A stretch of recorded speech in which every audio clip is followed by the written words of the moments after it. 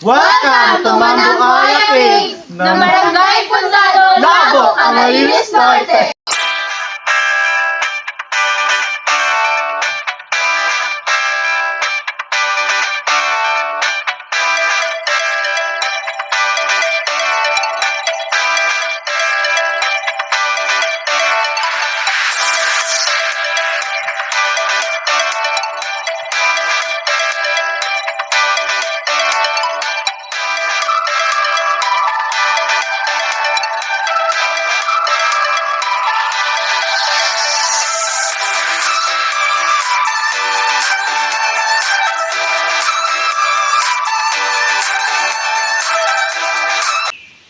Ito ang Mambuaya Cave ng Barangay Puntado, Labo, Camarines Norte.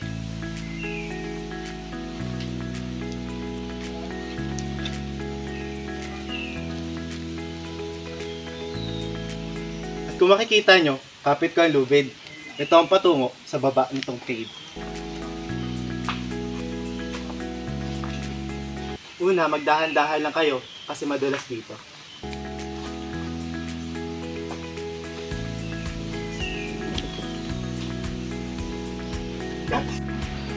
Ito ang loob ng Mambuaya Cave na kung saan maraming hayop ang naninirahan dito. More specifically, mga paniki.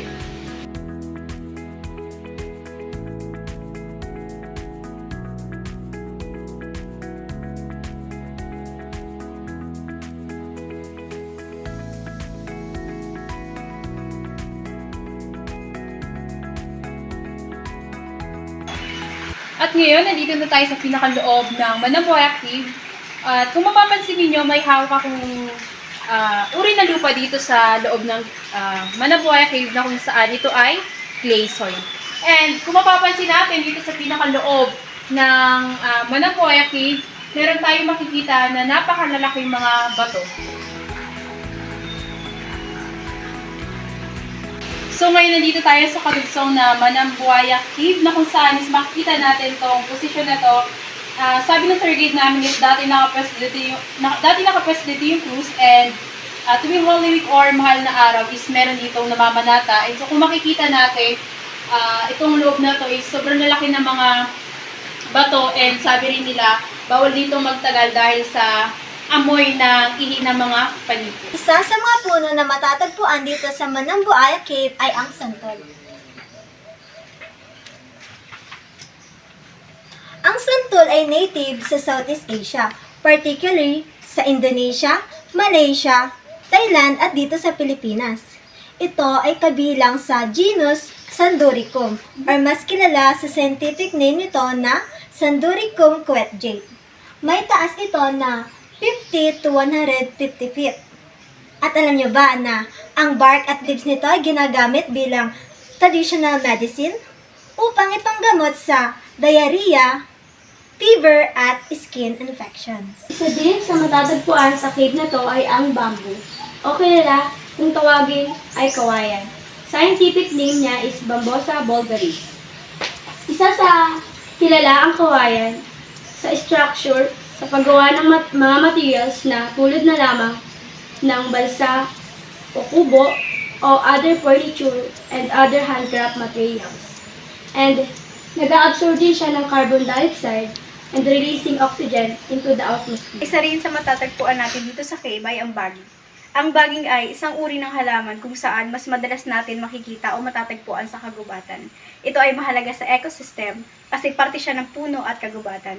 At alam niyo rin ba na isa rin dito sa pinakamaganda na matatagpuan natin dito kasi pwede natin siya magamit sa paggawa ng bahay.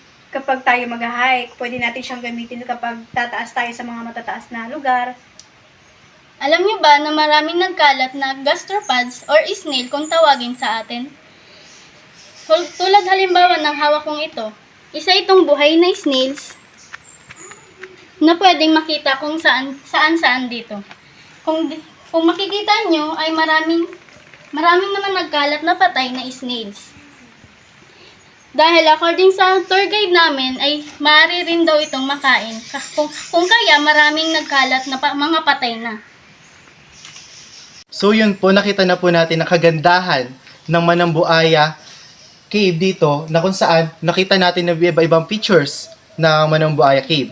Meron tayo ditong mga native trees, may bamboo, santol, baging, at isang species na hayop, snails, at kung saan makikita rin natin dito yung background at history ng Manambuaya Cave. At hinihikayat ko po kayo na pumunta dito, dumayo para i-promote din po natin ang biodiversity natin dito sa Pundado, Labo, Camarines Norte. Muli po,